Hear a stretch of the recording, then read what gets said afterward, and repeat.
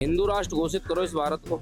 समझ लो जंगल से लकड़ी ले आएंगे ईरान को और खमनेई को। अब जेवर और पैसे की जरूरत नहीं है। नमस्ते, मेरा नाम आदित्य आचार्य है। अभी मैं कनॉट प्लेस दिल्ली में खड़ा हूँ और जैसे कि आप सब जानते हो, मोदी जी ने कल संसद में कहा कि अभी हमें एकजुट होकर रहना चाहिए क्योंकि गैस और एलपीजी का जो शॉर्टेजेस है वो और बढ़ सकता है आगे जाके। अभी के लिए इस बात का कोई टेंशन नहीं है। तो चलिए जनता से बात करते हैं। फ्यूल, ईंधन और क्या वो प्रधानमंत्री के ऊपर विश्वास रखते हैं कि नहीं। तो सर, आप हमारे प्रधानमंत्री के ऊपर विश्वास रखते हो सर? प्रधानमंत्री के ऊपर विश्वास तो पूरा विश्व रखता है, तो हमारे न रखने के कारण क्या है?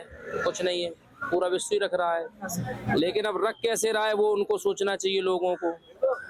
जिस दिन से कहते हैं ना, जब से आपके पांव पड़े तब से बेड़ा गर्क हो गया। समझ रहा है? कहीं कुछ हो रहा है, कहीं कुछ हो रहा है, कहीं बाढ़ आ रही, कहीं तबाही आ रही। लेकिन एक चीज और है कि जब लोग ही बदल गए हैं तो समस्याएं तो आएंगी लोगों के लिए। लोग ही नहीं रह गए इस युग में रहने लायक। और रही बात ईरान कोविड की जो तुलना कर रहे हैं, तो कोविड का दौर भी हमने देखा। ये दौर भी आया है जो ईरान से युद्ध के बारे में चल रहा है। ये दौर भी कट जाएगा, धीरे धीरे सब कुछ कटता जाता है। और प्रधानमंत्री महोदय से हम इतना ही कहना चाहेंगे कि आपने बड़ी बड़ी बातें बहुत की हैं, कुछ काम भी कर लो तो देश के हित में रहेगा। अच्छा, तो अगर क्या क्या काम आप करवाना चाहते हो प्रधानमंत्री मोदी से, और वो क्या काम नहीं कर रही है, आप थोड़ा बता सकते हो आप? हिंदू राष्ट्र घोषित करो इस भारत को। अच्छा, हाँ, सबसे पहला। और दूसरा, गौ हत्या में पूर्ण प्रतिबंध लगना चाहिए। कर सकते आप लोग भी आवाज उठाओ, अगर कर सकें तो कर दें। हम आज तक ये नहीं समझ पाए, हम जब बोलते हैं तो लोग कहते हैं तुम शांति की बात करो, तुम अमन की बात करो, तुम भाईचारे की बात करो। शांति आएगी कैसे? हम ये पूछना चाहते हैं, जो भी आए सामने उससे भी पूछना चाहते हैं, जो शांति सेकुलर की बात करते हैं, कि अगर हमारे मंदिर सुरक्षा में उन पे इतनी सुरक्षा लगाई जाती मंदिरों पे, तो मस्जिदों में सुरक्षा की जरूरत क्यों नहीं है? बताओ। मंदिर को किससे खतरा है और मस्जिद क्यों खुली पड़ी है? शांति तभी आएगी जितनी सिक्योरिटी मंदिर में लगती उतनी मस्जिद में जिस दिन लगने लगेगी उसी दिन शांति आ जाएगी। हमारे दिल में तुम ये गैस सिलेंडर है, सिलेंडर हम चूल्हे पर रोटी बना लेंगे, ठीक है, हम तो समझ लो जंगल से लकड़ी ले आएंगे, सब कर लेंगे। कुछ दिन पेट्रोल 500 रुपए लीटर बिक जाए, कुछ भी हो जाए, लेकिन देश में हिंदू राष्ट्र देश को घोषित करो। मतलब आप कुछ भी स्थिति अभी जैसे देश में होने वाला आप सब झेल लोगे, लेकिन आपको हिंदू राष्ट्र पहले चाहिए आपको। अगर आप भाईचारे की बात करते हो, हम आप दोनों भाई हैं। अगर हम दोनों भाई हैं तो जिस चीज से हमें तकलीफ हो रही है वो आपको काम नहीं करना चाहिए। जब हमें मान लो एक चीज हमें गाय के उससे समस्या है तो आपको वो छोड़ देना चाहिए। तब तो आप दिखा के करते हो, तो भाईचारा कहाँ से आ जाएगा बताओ? है कोई अगर धर्म आपका बड़ा, जैसे आप कम संख्या में, तो हम आपसे बड़े भाई हैं आपके, आप छोटे भाई हो, लेकिन आप जब हमें रोज चढ़ाओगे ये गाय काटे खा ली, तो हम तुम्हारे लिए क्या करें? पूजा करें तुम्हारी? सर, जो भाजपा के सरकार में जो प्रवक्ता हैं वो लोग ये बात कर रहे हैं कि हम गाय को नहीं काटते, हम सांड को काटते हैं। बफेलो जो है, बुल्स जो है, बैल जो होते हैं, हम इनको काट के इनको बेचते हैं, इनको एक्सपोर्ट करते हैं। गौ माता को हम हाथ भी नहीं लगाते। इसमें आपका क्या कहना है? हमारा इसमें ये कहना है कि जो ये भाजपा के जो ये लोग कहते हैं, राजनीतिक दल किसी का है नहीं, ये पूरे देश को जानना चाहिए। एक और बता दें आपको कि ये खादी ने ही खाकी को बदनाम कर दिया है, वरना खाकी बड़ी अच्छी ईमानदारी से कार्य करती थी। जब ये खादी का फोन आता है ना, तो खाकी सारी चीजें छोड़ के उनके फोन का पालन करने लगती है। आप कोई मैटर देख लो, नेता का फोन पहुंच गया, पुलिस अपने उसी हिसाब से कार्य करेगी। तो ये जो नेता कह रहे हैं ना, ये इतने बड़े हैं।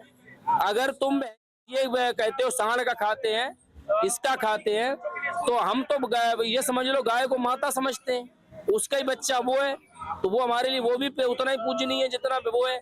नंदी भगवान को हम सांड मानते हैं, ठीक है। तो बहन जी, तुम ये कैसे कह सकते हो सांड? ऐसे में तो जूता मारना चाहिए ऐसे नेताओं को। तो अगर कोई नेता है बिना सिक्योरिटी कहे हमारे सामने आके, अगर ना थप्पड़ मारा कनपट्टी पे, तो बहन जो सर काट के हमारा फेंक देना अलग जाके, समझ रहे? पर लेके बहन दुनिया का कमांडो बकचोदी करोगे बड़ी बड़ी गाली। हमने क्या गाली इसमें क्या दे दी? गाली देने पर अगर प्रतिबंध लगाना तो धुरंधर मूवी में गाली दी गई, सेंसर बोर्ड से पास होके आई है। हमारा न्यूज चैनल में तो बच्चे भी देखते हैं ना सर, इसलिए। बच्चे भैया, बच्चे हमसे ज्यादा गाली देते, कहाँ चक्कर में आप पड़े हो? हाँ? बच्चे तो उस क्वालिटी गाली जानते हैं जो हम भी नहीं जानते अभी तक। हाँ, लेकिन ठीक है, अगर आप कहते हो तो आपकी बात का पालन करेंगे। ये जो बहस करते हैं, उल जुलूल बोलते हैं, बिना सिक्योरिटी के बोले आके, जैसे हम लोग बोलते हैं खुले ग्राउंड में खुले सांड की तरह। अच्छा, सर अभी जैसे आपको भी आप जानते होंगे कि जो आयतुल्लाह खमीनी जो है सुप्रीम लीडर ईरान के, वो जब मर गए थे तो फिर जम्मू कश्मीर में बहुत उत्साह मचा था, और आज उनके लिए डोनेशन कैंपेन सब निकाले जा रहे हैं। वहां पर जो महिलाएं जम्मू कश्मीर में वो अपने जो जेवर है वो सब बेच रहे हैं और खमीनी को देना चाहते हैं, ईरान को देना चाहते हैं। सर आप क्या कहना चाहते हो इसमें? ईरान को और खमनेई को अब जेवर और पैसे की जरूरत नहीं है। ईरान को जरूरत है लड़ाकुओं की। तो ये देश के जो चंदा करके भेज रहा है, उनको सरकार को खुद भेजना देना चाहिए। और जो यहाँ आंदोलन कर रहे हैं, यहाँ आंदोलन से क्या फर्क पड़ने वाला है बताओ? हमने तो मारा नहीं है, मारा इजराइल अमेरिका ने। और ईरान में भी आंदोलन नहीं करना चाहिए, इनको सबको इजराइल भेजना चाहिए। ये इजराइल में जब आंदोलन करेंगे, क्योंकि मारा इजराइल ने, तो जब आपने हमें थप्पड़ मारा तो हम आपके सामने तो आंदोलन करेंगे, तो इजराइल के सामने आंदोलन करना चाहिए। फिर जो मजा इनको आएगा ना, इनको जो मजा आएगा उसका इस देश में बैठ के हिंदू भी एहसास करेगा। सर ये जनता जम्मू कश्मीर में कभी उरी के ऊपर इन्होंने आवाज नहीं उठाया, ना कभी पहलगाम के ऊपर आवाज उठाया। ऐसे जनता के ऊपर क्या हम विश्वास कर सकते हैं आज के समय पे? इस देश को बड़ी अच्छे तरीके से समझ लेना चाहिए, ईमानदारी से।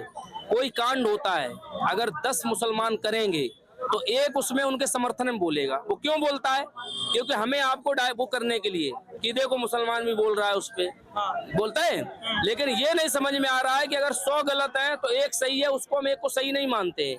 हम तब मानते हैं उस चीजों को मतलब जैसे 95 सही बोल रहे हैं और 5 गलत बोल रहा है तो अलग बात है, और जिसमें 95 गलत है या 5 सही है तो वो पूरा मजहब ही खराब है। समझ रहे हैं? जब इस देश में बहस इस देश का स्तर तब गिर जाता है जब इस देश में इस चीज पे बहस छिड़ती है कि देश के गद्दारों को गोली मारो।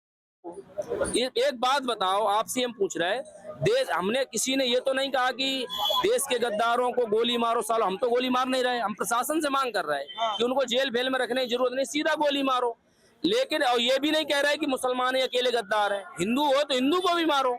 ठीक है, जो गद्दार है वो गद्दार है देश का। देश के गद्दारों गोली, तो भारत रत्न मिलना चाहिए क्या इन लोगों को जो ये आप चिल्लाते हैं कि गद्दारों गोली? क्योंकि इनको पता है कि आज ये गद्दार मरे, कल हम भी मारे, क्योंकि वो भी गद्दार है। ठीक है, अभी ये समझ लो देश का कितना समस्या, हम तो ये बढ़ गए भाई साहब, ईमानदारी से बता रहे हैं। वंदे मातरम पे बहस संसद में हो रही है, सोचो। और ये चार बैठ के बोल रहे हैं हम वंदे मातरम नहीं गाएंगे, और वहां पे जो वो भी बैठे हैं, वो कह रहे हैं ये नहीं बोल रहे। अरे उतार जूता जुटते वहीं पे उसी समय सब बोलने लगते अपने आप। ये तो होगा नहीं, क्योंकि तुम्हें राजनीति करनी हर चीजों पे।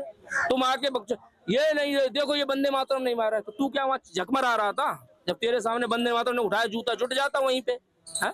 तब तुझसे कुछ होगा नहीं। सरकार पूर्ण बहुमति की सरकार मिल गई, सब कुछ मिल गया, ये वंदे मातरम नहीं गा रहा है। तुम क्या झक मनाने के लिए सत्ता में बैठे हो? सुधारो उनको, अपने आप गाने लगेंगे वंदे मातरम के, हनुमान चालीसा भी गाने लगेंगे। समझ रहे हैं? पर ये नहीं होगा, बस ये होगा हम ये करेंगे वो करेंगे, करना धरना कुछ नहीं। गुस्सा मोदी सरकार में सब अच्छा है, गुस्सा इसी चीज की है।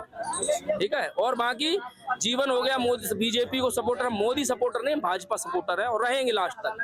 ठीक है।